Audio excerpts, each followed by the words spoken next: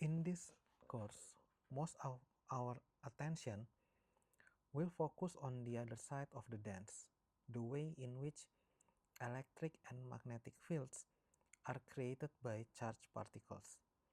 This is described by a set of four equations known collectively as Maxwell equation. So they are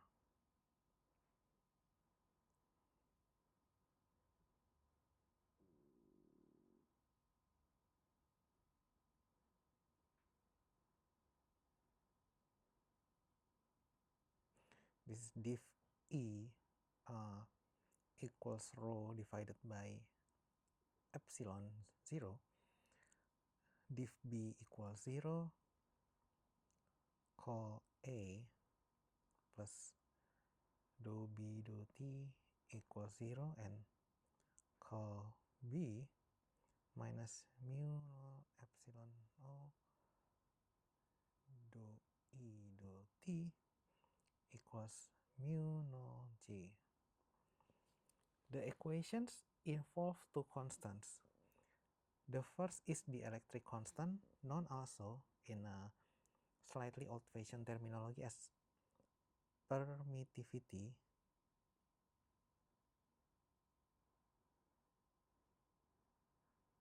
of free space, which is equal 8.85 times 10 to the power of minus 12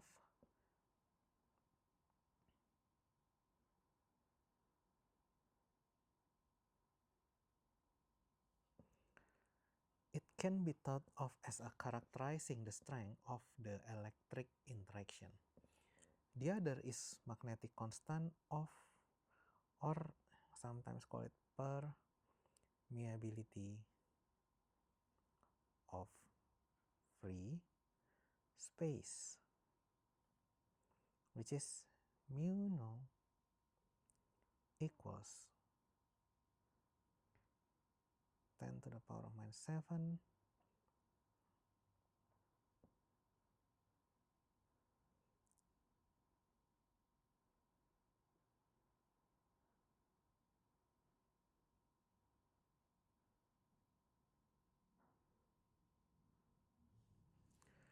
The presence of 4p in this formula isn't telling us anything deep about nature, but simply reflects a rather outdated way in which this constant was first defined. We will explain this in more detail in a later section. Nonetheless, this can be thought of as characterizing the strength of magnetic interaction in units of coulombs. The Maxwell equation, these four, will occupy us for the rest of the course.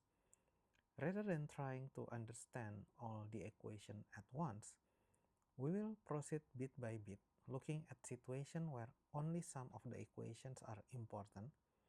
By the end of the lectures, we will understand the physics captured by each of these equations and how they fit together.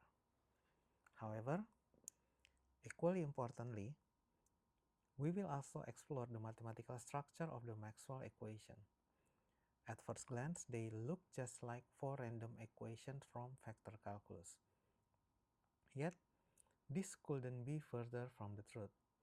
The Maxwell equations are special and, when viewed in the right way, are the essentially unique equation that can describe the force of electromagnetism. The full story of why these are the unique equation involves both quantum mechanics and relativity and will only be taught in later course. But we will start the journey here. The goal is that by the end of this lecture, you will be convinced of the importance of the Maxwell equation on both experimental and aesthetic ground.